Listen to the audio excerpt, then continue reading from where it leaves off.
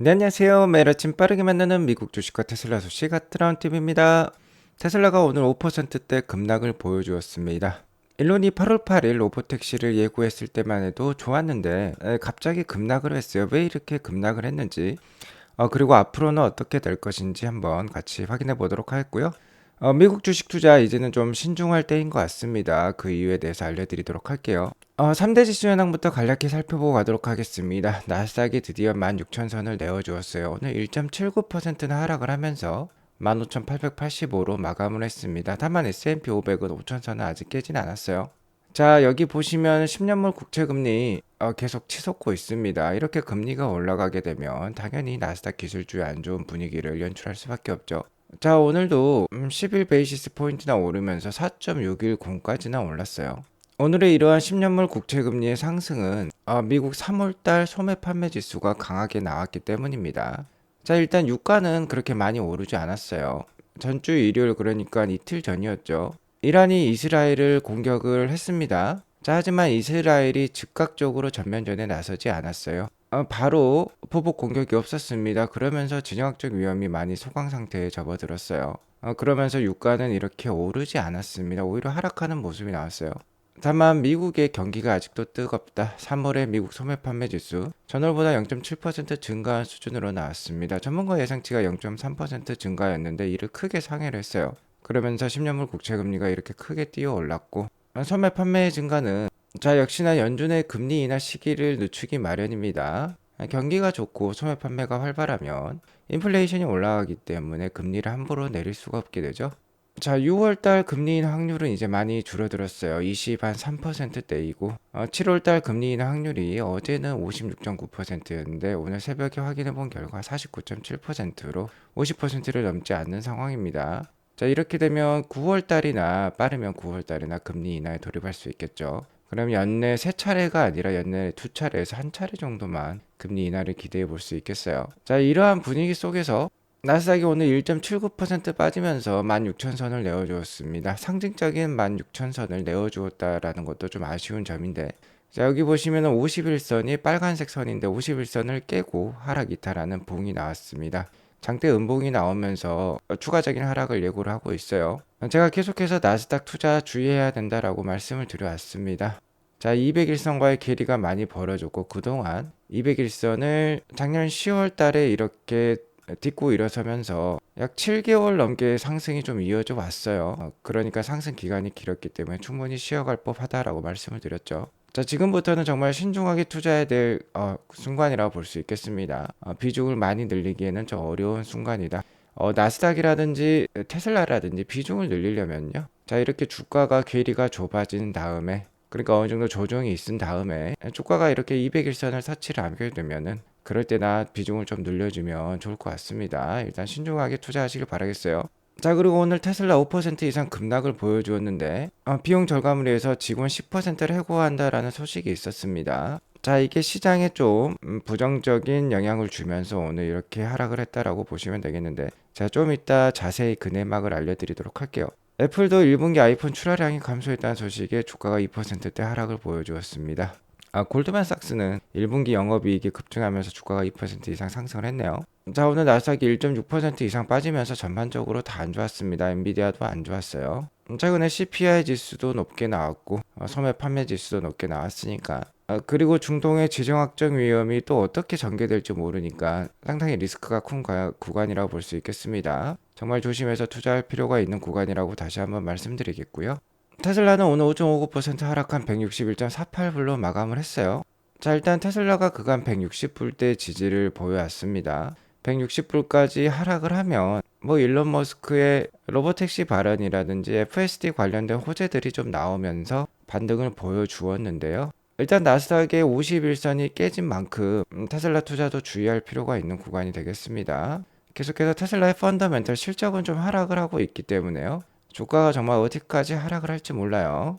많이 하락하면은 어느 정도 주가까지 떨어질 수 있을지 또 게리 블랙이 계산해 놓은 수치가 있는데 좀 이따 자세히 알려드리겠고요.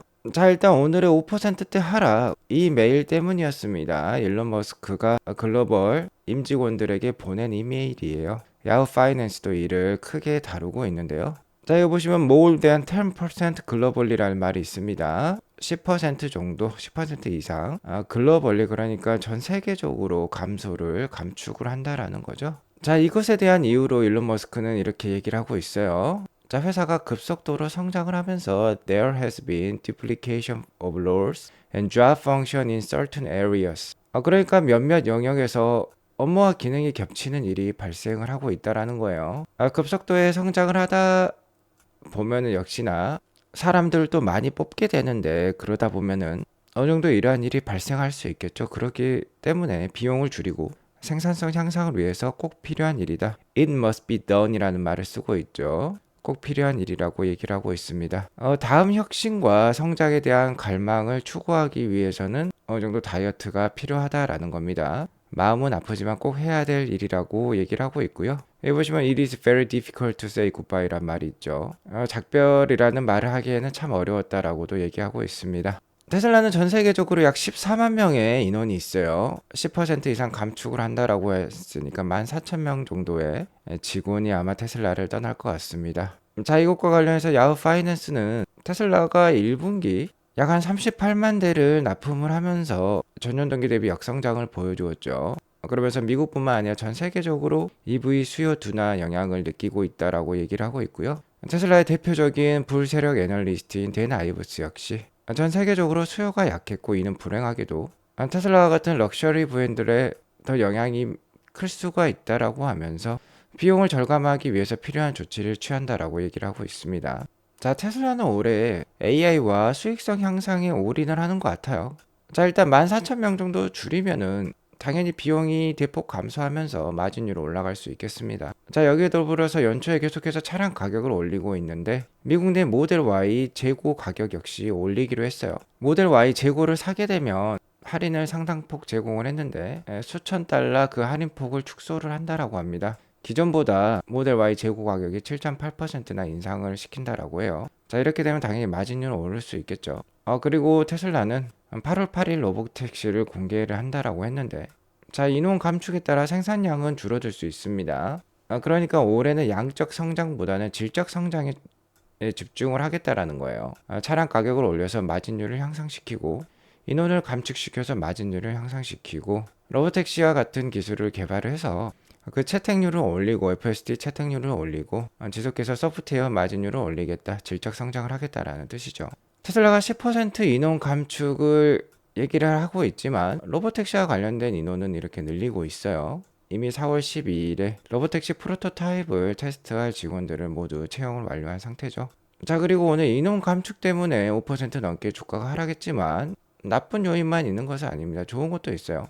메타 계속해서 신고가를 경신하고 있는 지금 현재 대표적인 주도주입니다. 메타와 아마존 등 빅테크 업체들이 최근 한 2년 동안 대량 해고를 했죠. 그러면서 수익성이 급증을 했습니다. 테슬라도 10% 이상 감축을 하면 대량 해고라고 볼 수 있겠는데, 자, 게리 블랙이 이렇게 대량 해고에 따른 EPS 상승을 적어 놓았어요.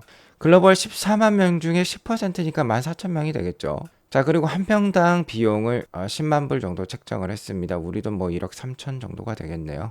자, 이렇게 되면 연간 1.4빌리언 정도, 14억 불 정도 아낄 수 있다라고 하는데, 이게 EPS로 따지면은 0.3불이나 돼요. 상당히 크죠.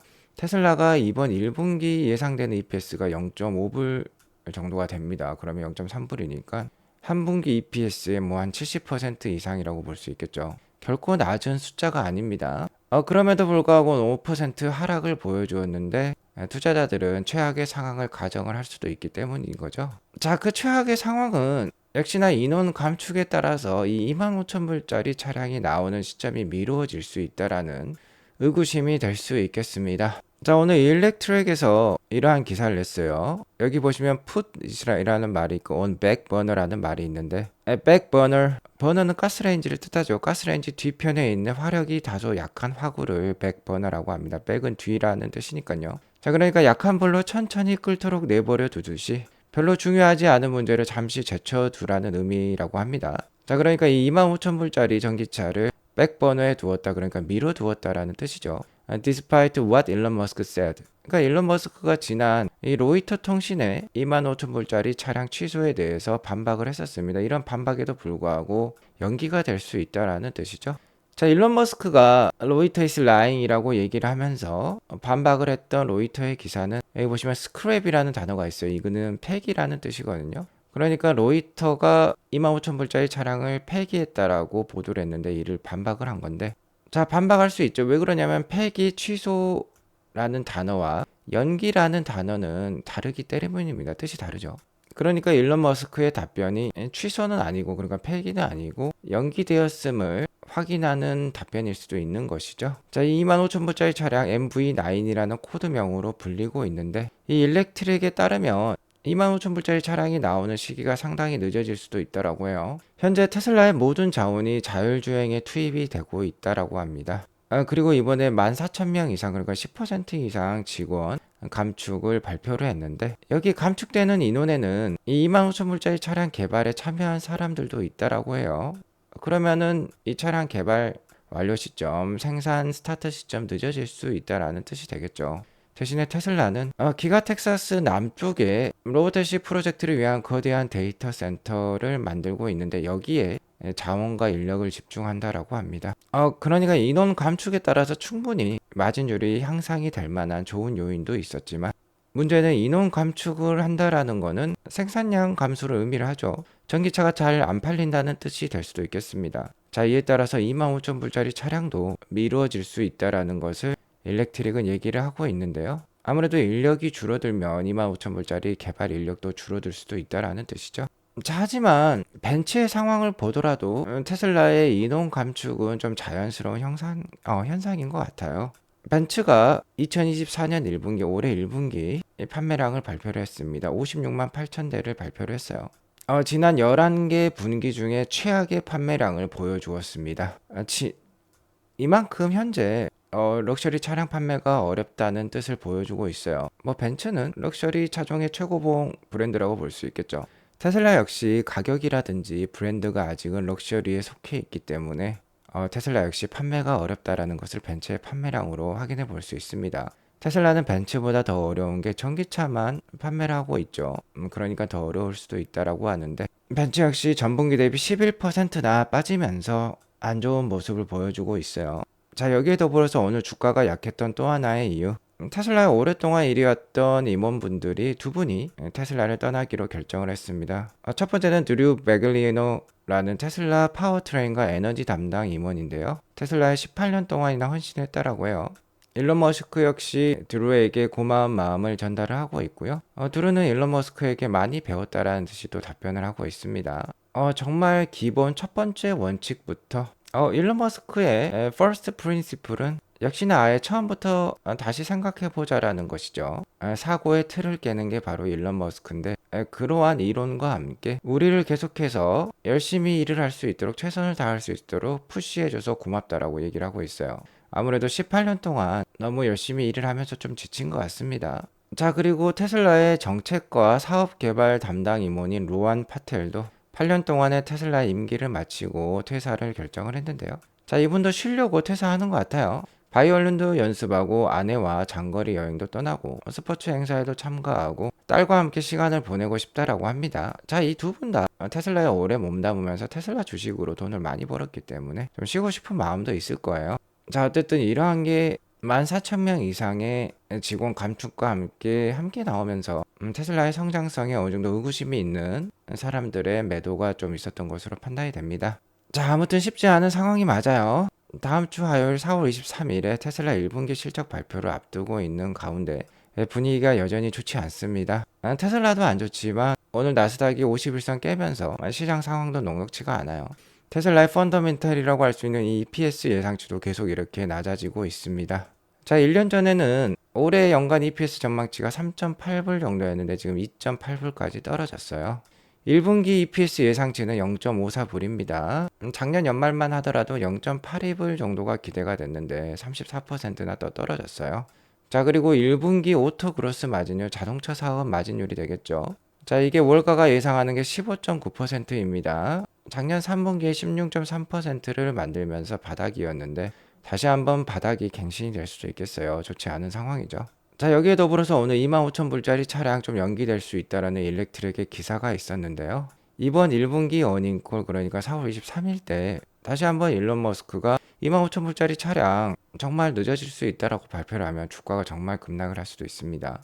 자, 하지만 25,000불짜리 차량 우리는 로보택시와 같은 플랫폼을 함께 개발을 하고 있고 예정대로 내년에 출시를 목표로 열심히 하고 있다라고 얘기를 하면 다시 좀 주가가 반등을 할 수도 있겠죠. 자, 어쨌든 현재 테슬라가 올인하고 있는 이 로보택시는요.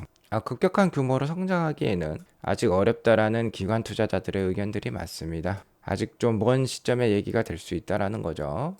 즉 프리미엄 PER 값은 올릴 수 있겠지만 자, 이 EPS가 급격하게 반등시키기에는 로보택시 호재가 바로 적용되기에는 좀 어려울 수도 있어요.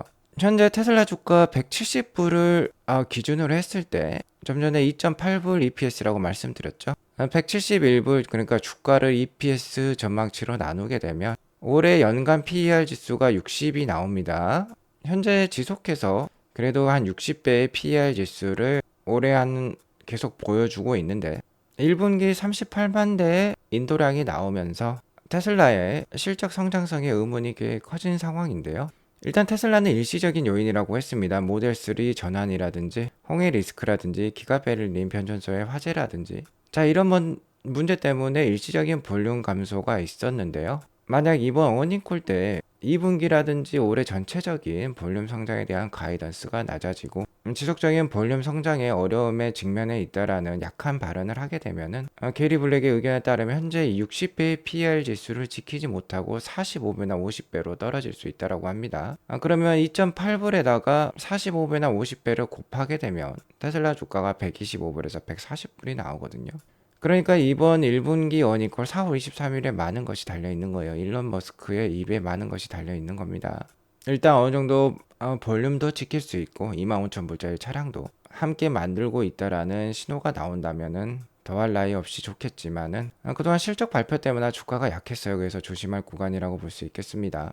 자, 아무튼 현재는 미래와 현재의 싸움이라고 볼 수 있겠습니다. 여기 보시면 레이어드님이 테슬라 근황에 관련돼서 좋은 것과 나쁜 것을 나열해 주셨는데요. 좋은 것들은 대부분 미래 지향적이고 AI와 관련된 기술이에요. 뭐 8581 로보택시 언베일이라든지 FSD 발전이라든지 ESS 산업의 기대감이라든지 오늘 말씀드렸던 모델 Y 재고 차량 할인폭 축소라든지 뭐 이런 것들이 있죠. 자, 하지만 배드로 분류된 거는 현재와 관련된 부분들입니다. 오늘 글로벌 인원 감축이 있었고 기가 텍사스와 기가 상하이 생산 단축 얘기도 나왔어요. 사이버 트럭도 일주일 생산 중단에 들어간다라고 합니다. 자, 그리고 무엇보다도 이 모델 2 생산에 대한 불확실성 지금 오늘 일렉트릭 기사에서도 확인해 볼 수 있지만 높아지고 있죠. 대부분 물량 증대와 관련된 얘기들이라고 볼 수 있겠습니다. 현재의 물량과 이 배드와 관련된 부분에 입각을 한다라고 하면은 테슬라 투자할 수가 없습니다. 자, 하지만 미래지향적이고 AI 기술, 자율주행 기술에 대해서 그리고 자율주행 FSD 기술의 발전에 따라서 추후에 나온 옵티머스 휴머노이드 로봇에 대한 기대가 있다라고 하면은 현재 뭐 160불대 주가에서 PER 지수가 낮아지면 125불까지도 하락을 할 수 있다라고 하는데 지금의 구간을 기회로 삼아서 잘 모아가실 필요가 있겠죠. 자, 아무튼 투자는 인내심과의 싸움입니다. 그간 테슬라 투자에 있어서 많은 인내심을 가지고 왔지만 더욱더 큰 인내심이 필요한 시점이라고 볼 수 있겠어요. 일론 머스크가 4월 말과 5월 초에 커다란 뉴스를 발표를 할 수 있다라고 했는데 좀 좋은 소식이 나오길 빌며 오늘 방송을 마치도록 하겠습니다. 오늘 방송이 도움이 되었으면 구독과 좋아요 알람 설정 꼭 눌러주세요. 행복한 하루 되시기 바라겠습니다. 감사합니다.